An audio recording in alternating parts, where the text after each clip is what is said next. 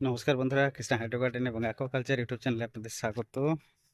আগের ভিডিওতে আপনাদের দেখিয়েছিলাম যে কোকোপিট কিভাবে আমরা আনবক্সিং করেছিলাম আর প্যাকেজিং খুলে আমরা জলে ভিজিয়েছিলাম, কিভাবে ভিজিয়েছিলাম। আর আজকে আমরা সেটা ওঠাবো, কোকোপিটটা উঠাবো, উঠিয়ে আমরা আহ, উম, কাজে লাগাবো। প্রথমে আগে ভালো করে ওয়াশ করে নিতে হবে। কীরকমভাবে আমরা ওয়াশ করব সেটা আমরা আপনাদের দেখাবো।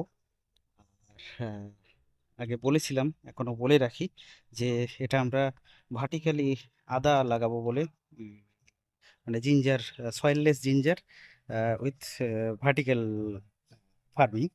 তো আপনাদের বলেছিলাম যে আমাদের জায়গাটা খুবই ছোট, কিন্তু এই ছোট জায়গার মধ্যে আমরা কিভাবে ছোট জায়গাটাকে আমরা স্পেসটাকে বাড়াতে পারি ভার্টিক্যালি ফার্মিং করে, সেটা আপনাদের দেখাবো। তার একটা পার্ট আমরা শুরু করেছি, যেটা সেটা হচ্ছে জিঞ্জার ফার্মিং দিয়ে শুরু করছি। তো আপনাদের যদি দেখায়, ওদিকে দেখতে আমি, ওইদিকে যে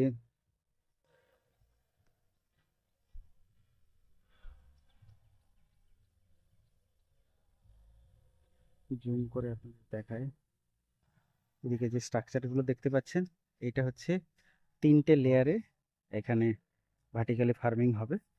তো মোটামুটি তার জন্যই প্রিপারেশন চলছে। আর এদিকে গ্রো বেডের সেরকম কিছু নেই আপাতত, আরগুলোই রয়েছে। আর বাকি কোনো প্ল্যান্টেশন করা হয়নি। আর মূলত এখন একটু লেবার সমস্যার জন্য মানে কাজগুলোকে গুছিয়ে নেওয়া হচ্ছে।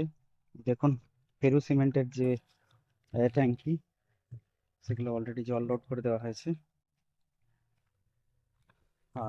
আর ওইটাতে একটু সামান্য প্রবলেম রয়েছে, মানে লিকেজ হচ্ছে পাইপের গোড়া দিয়ে, আউটলেট পাইপের গোড়া দিয়ে।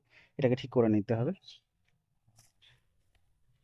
এবার দেখুন, আগের দিন দেখিয়েছিলাম যে এখানে এই এই ফেরো ট্যাঙ্কের মধ্যে আমরা, আন্ডারগ্রাউন্ড ট্যাঙ্কের মধ্যে আমরা জল দিয়ে এখানে কোকোপিট পুরো ভিজিয়ে দিয়েছিলাম। কোকোপিট প্রায় প্রায় 48 ঘন্টার কাছাকাছি হতে চললো। 48 ঘন্টা হয়নি, একটু কম হবে, 36 থেকে 40 ঘন্টা হবে। তো আমাদের ভেজানো হয়ে গিয়েছে। এবার আমরা এখান থেকে এটাকে ছেঁকে আম, ছেঁকে নেব। শুধু ছেঁকে নেব না, ছেঁকে নেওয়ার পরে আবার কিন্তু ওয়াশ করতে হবে। এর ওয়াশ করার অনেক পদ্ধতি রয়েছে, কিন্তু প্রচুর ওয়াশ করতে হবে, যাতে এর মধ্যে যে সল্টগুলো রয়েছে, যে ন্যাচারাল যে সল্টগুলো, আপনারা জানেন যে কোকোপিট আমরা যেখান থেকে পাই, কোকোপিট হচ্ছে কোস্টাল এরিয়াতে পাওয়া যায়। আর কোস্টাল এরিয়াতে লবণের পরিমাণ প্রচুর পরিমাণে থাকে, আর সেই লবণ কিন্তু আহ, এই নারকেলের এর মধ্যে কিন্তু স্টোর হয়। তো সেটা ওয়াশ করে যতটা সম্ভব আমাদেরকে বের করে নিতে হবে, বিশেষ করে বের করে নিতে হবে। তো আমরা এখানে ক্যারেট নিয়ে নিয়েছি উপরে।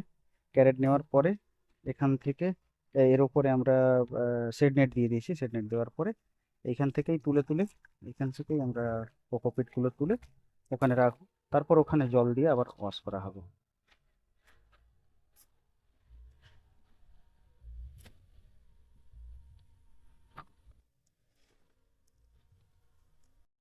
তো আমাদের যে কোকোপিটটা ছিল, এটা লো ইসি, সেজন্য আমরা খুব বেশি এ- এ, এর যে অ্যাকচুয়াল বাফারিং করার যে পদ্ধতিটা, সেটা আমরা করব না। বাফারিং করব না। বাফারিং করতে গেলে আপনাকে পার 1000 লিটার 7 গ্রাম ক্যালসিয়াম নাইট্রেট দিয়ে বাফারিং করতে। বাফারিং করা মানে অ্যাকচুয়াল কোকোপিটকে আমরা যখন ওয়াশ করি, কোকোপিট ওয়াশ করলে ওখানে সোডিয়াম সল্টটা কিন্তু সহজেই বেরিয়ে যায়, কিন্তু পটাশিয়াম এবং আরও কিছু কিছু আহ, ইয়ে থাকে, সল্ট থাকে, যেগুলো কিন্তু ওয়াশ করে বেরোয় না, সেগুলোকে কেমিক্যালি ওকে বের করতে হয়। যার জন্য আমাদের কি করতে হয়, প্রথমে ওয়াশ করে নিতে হয়। ওয়াশ করার পরে ওয়াশ প্রথমের যে ওয়াশটা হবে, সেই ওয়াশে বেশিরভাগ সল্টগুলো বেরিয়ে যাবে। বাকি যে সল্টগুলো থাকবে সেগুলোকে কি করা হয়, কেমিক্যালি ট্রিটমেন্ট করতে হয়। কেমনভাবে ট্রিটমেন্ট করতে হয়, মানে ধরুন আমি যে ইয়েটা করলাম, মানে আমি যে কোকোপিটটা নিলাম, সেই কোকোপিটটা ভেজাতে ধরুন 1000 লিটার জল লাগবে, তাহলে 1000 লিটার জলে 7 গ্রাম ক্যালসিয়াম নাইট্রেট দিতে হবে, মিশিয়ে ওই জলের মধ্যে 12 ঘন্টা রেখে দিতে হবে। 12 ঘন্টা রেখে দেওয়ার ফলে কি হবে, ক্যালসিয়াম নাইট্রেটের যে কেমিক্যাল কম্পাউন্ডগুলো রয়েছে, সেই কেমিক্যাল কম্পাউন্ড এর যে কেমিক্যাল কম্পাউন্ড, সেই কম্পাউন্ডকে টেনে বাইরে বের করবে। তারপর এটা ওয়াশ করার পরে আবার ব্যবহার করা যাবে। তো এটা, এই সিস্টেমটা আমাদের অলরেডি করা হয়েছে, মানে এই ট্রিট অবস্থাতেই আমরা নিয়ে এসেছি, ট্রিটের পরেই আমরা নিয়ে এসেছি। আমরা শুধু জাস্ট এখানে আহ, একটু যতটা পারা যায় আমরা সলটাকে ধুয়ে পরিষ্কার করে আমরা কাজে লাগাবো।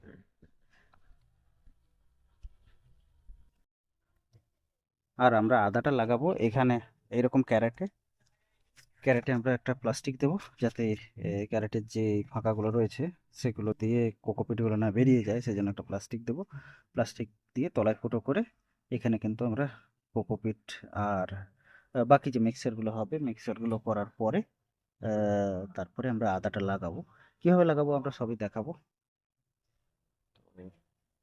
এইভাবে আমাদের আগে কোকোপিটটাকে ট্রিট করে নিতে হবে।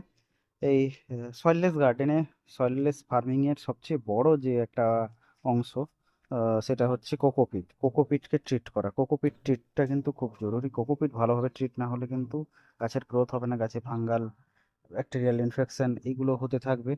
আর কোকোপিট কোয়ালিটি যত ভালো হবে, মানে মোটা দানার যে কোকোপিটটা, সেই কোকোপিটটা যত থাকবে তত ভালো।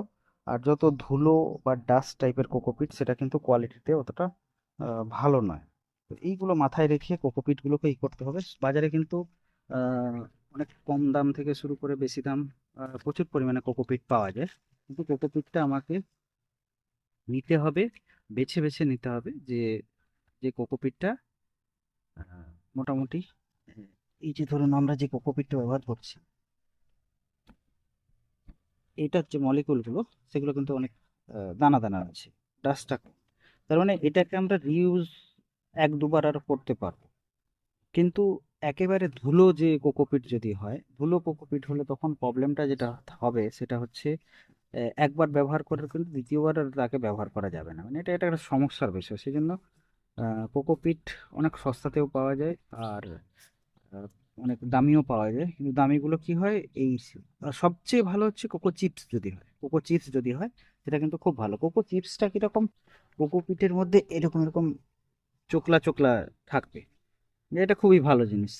তো এর উপকারিতাটা হচ্ছে এটাই, যে যখন আমরা কোকোপিট এই সিস্টেমের এর মধ্যে ধরুন ট্রের মধ্যে আমরা ভরবো, কোকোপিট ভরবো, তো কোকোপিটের মধ্যে যে ইগুলো থাকবে, মানে যে মলিকুলগুলো মোটা থাকলে সেখানে কি হবে, এয়ারেশনটা কিন্তু ভালো খেলবে, ফলে রুট জোনে যে অক্সিজেন লেভেল সেটা কিন্তু মেনটেন থাকবে। কিন্তু যদি রুট জোনে অক্সিজেন লেভেল ঠিকঠাকভাবে মেনটেন না থাকে, এখানে সমস্যা হবে। গাছের গ্রোথ কিন্তু অতটা ভালো হবে না, গাছের কিন্তু এনারোবিক প্যাথোজেনগুলো কিন্তু গাছগুলোকে মেরে ফেলবে। তো এই ক্ষেত্রে সমস্যা আসে। সেই জন্য কি হয়, আপনি যত, এই দেখুন নিচের দিকে যে এইগুলো, এগুলো খুব ডাস্ট, এইগুলো কিন্তু ভালো নয়, কোয়ালিটি অতটা ভালো নয়। এই দেখুন ওপরের দিকে যেটা, এইটা হচ্ছে ভালো কোয়ালিটি। তো এইটা যতটা ইয়ারেশন দিতে পারবে রুট জোনে, এটা কিন্তু অতটা ইয়ারেশন দিতে পারবে না। আর এটা একবারের বেশি আর ব্যবহার করাই যাবে না। তো সেক্ষেত্রে কি করতে হবে, এর মধ্যে আরো কিছু এমন জিনিস ব্যবহার করতে হবে যেগুলো আরো ভালোভাবে, মানে রুট জোনে ইয়ার দিতে পারে। তো সেগুলোর মধ্যে ভার্মিকুলাইট, প্যারালাইট এইগুলো দিতে হবে, যেগুলো হচ্ছে রুট জোনের যে অক্সিজেন লেভেলটাকে আরো বাড়াতে পারে। তো এইসব জিনিসগুলো সয়েললেস ফার্মিং যখন করা হবে, সয়েললেস ফার্মিং এর সময় কিন্তু এই জিনিসগুলো কিন্তু মনে রাখাটা খুবই জরুরি। আমরা এইভাবে ছেঁকে ছেঁকে তুলে নেব, তুলে নিয়ে ওখানে দেব, তারপর আবার এটাকে ধোয়া হবে। তো এখানে কোকোপিটটা তোলা হোক, আমরা ওদিকটা দেখি, আরেকবার দেখিয়ে দিই কিভাবে আমরা আহ, লাগাবো। আমাদের ভার্টিক্যালি যে কাজটা সেটা এখনো বাকি রয়েছে, এটা হবে। তো ততক্ষণ পর্যন্ত আমরা অপেক্ষা করব না, আমরা ক্যারেটের মধ্যে ক্যারেটকে সাজিয়ে নিয়েছি। ক্যারেটকে সাজিয়ে নেওয়ার পর আর দেখুন এইগুলো হচ্ছে আরো ফেরো ট্যাঙ্ক হবে, ফেরো সিমেন্ট ট্যাঙ্ক হবে। এরকম পরপর ফেরো সিমেন্টের ট্যাঙ্ক হবে। মাত্র 3টে হয়েছে, এখনো প্রায় 10খানা হবে। 13-14খানা মতো এখানে ট্যাঙ্ক হবে। আর এই ট্যাঙ্কের মাঝখানে যে ওয়াকিং স্পেস থেকে কিন্তু একটা ভার্টিক্যালি আমাদের গ্রোয়িং সিস্টেম হবে। যেমন ওই ট্যাঙ্ক রয়েছে, ট্যাঙ্কের ওপরে কিন্তু একটা ভার্টিক্যালি একটা গ্রোয়িং সিস্টেম হবে। সেই সিস্টেমটা কিন্তু অ্যাকোপনিক সিস্টেমের মানে গ্রোয়িং সিস্টেম হবে, যেখানে আমরা সবজি চাষ করতে পারবো। তো এখানে আপনাদের দেখাই যে, আর এইটা আপনাদের বোধহয় দেখানো হয়নি, এই শেডটা বানানো হয়েছে শুধুমাত্র এই ফিশ ফার্মিং এর জন্য। ফিশ ফার্মিং এবং ভেতরে যে সবজি চাষ হবে তার জন্য এটা করা হয়েছে। আর এখানে আমরা কি করেছি, ওখানে আমাদের কাজ করতে দেরি রয়েছে, ওখানে কাজ শেষ হতে দেরি রয়েছে, সেজন্য আমরা কি করেছি, আমরা এখানেই ক্যারেটগুলোকে সাজিয়ে নিয়েছি। ক্যারেটগুলোকে সাজিয়ে নিয়ে এখানেই আমরা কিন্তু কোকোপিট করবো, কোকোপিট দেবো।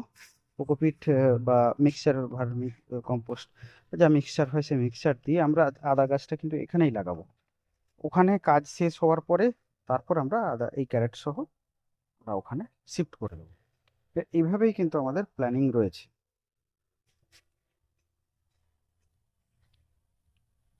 সেই জন্য এখানে কি হয়, মানে ওইখানে দিতে ধরুন অনেকটা টাইম লাগবে, সেই টাইমটা আমি আর নষ্ট করব না। আমাদের এখানেই কিন্তু আদাটা, ধরুন চারাও যদি বেরিয়ে যায় তাতে কোনো অসুবিধা নেই, আমাদের চারা বেরিয়ে যাবে এখানে, তারপর এখানে চারা সহ আমরা তুলে ওখানে শিফট করে দেবো। ভার্টিক্যাল গার্ডেনিং এর এটাই হচ্ছে মজা, যেখানে যা ইচ্ছে এইভাবে কিন্তু সিস্টেম, মানে চারা ফারা তৈরি করে নিতে পারেন, পরে পরবর্তীকালে যে কোনো জায়গা মনের মতো করে এটা শিফট করে দেওয়া যায়। এইভাবে কিন্তু আমাদের প্ল্যানিং রয়েছে।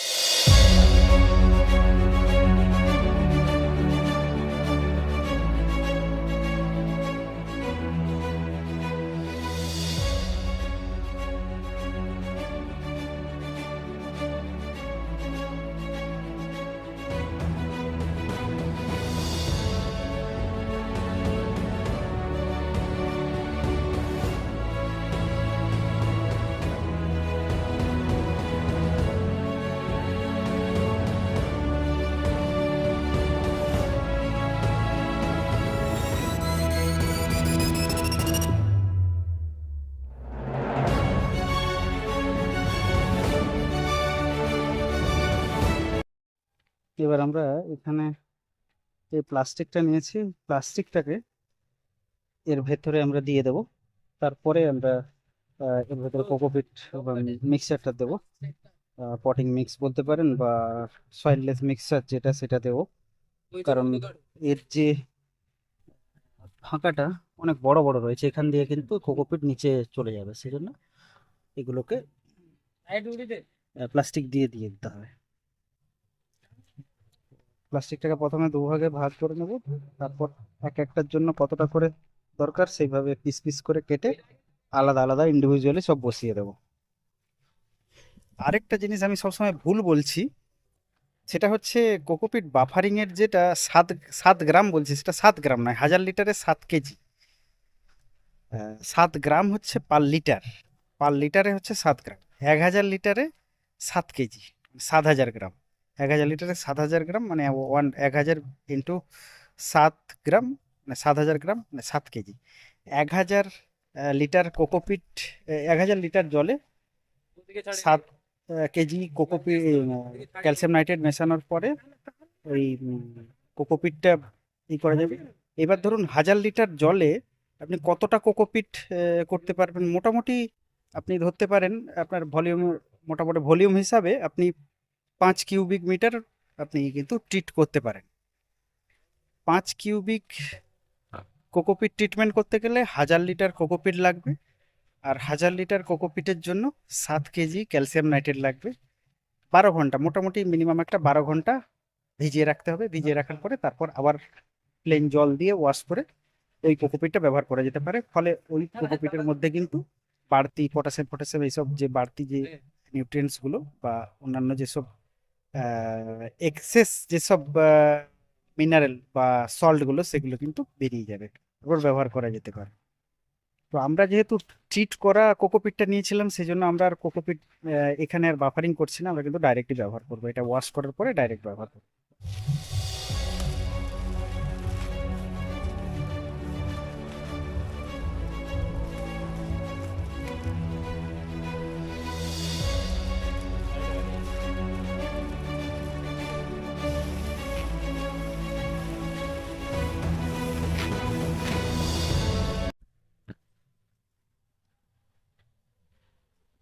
পুরো প্লাস্টিকটাকে এইভাবে আমরা বিছিয়ে দিচ্ছি ওপরে, এভাবে বিছিয়ে দেওয়ার পরে এরকম জায়গা থেকে কেটে দেবো। দেখুন,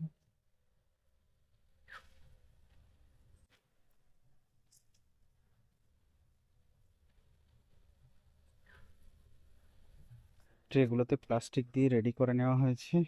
এবার এতে কোকোপিট ভরা হবে, কিন্তু তার আগে আরেকটা ছোট্ট কাজ রয়েছে।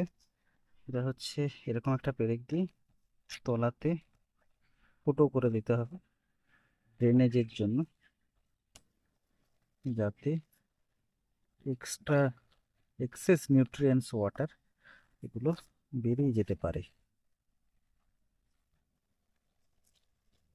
এইভাবে 5-7টা ফুটো করে দিতে হবে।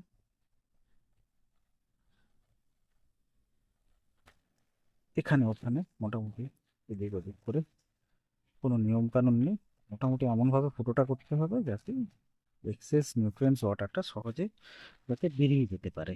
এটা হলেই হবে, আর বাকি কিছু দেখার দরকার নেই। এইভাবে এগুলো টোটাল সমস্তগুলো করে নিতে হবে। তারপর ওদিকে ওই কোকোপিটটা ছেঁকে নিয়ে আসা হচ্ছে। এবার জলটা ঝরে যাওয়ার পরে এখানে আমরা কিছু ভার্মি কম্পোস্ট মিক্স করব, মিক্স করার পরে এগুলোতে ভরা শুরু করব।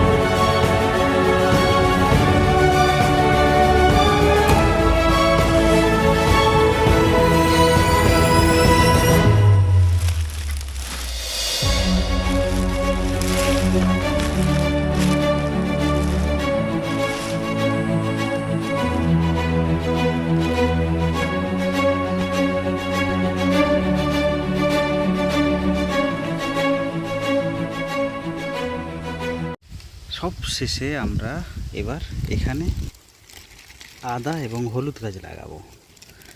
তো এই দেখুন, এটা হলুদের বীজ, কিছুটা কল বেরিয়ে গিয়েছে, আর এগুলো তো দেখুন কল বেরিয়ে গেছে। তো এটা আমরা লাগাবো। লাগানোর পদ্ধতি একদম সোজা, এইভাবে আমরা এরকম বসাবো, তারপর দুটো সাইড থেকে কিছুটা করে আমরা তুলে দেব।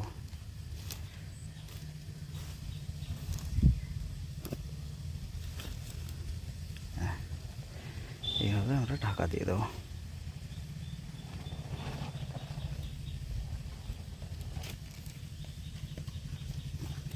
ব্যাস, ঠিক এইভাবে সমস্ত এতেই লাগানো হবে। আর আদা গাছও ঠিক ওইভাবেই লাগানো হবে। আদা গাছের লাগানোর ভিডিওটা নিয়ে পরে আসছি, বা পরে আপডেট দেবো আবার। তো আজকে এই পর্যন্তই, পরের ভিডিওতে আবার দেখা হবে। ততক্ষণ পর্যন্ত সবাই ভালো থাকুন, সুস্থ থাকুন। জয় হিন্দ, জয় ভারত।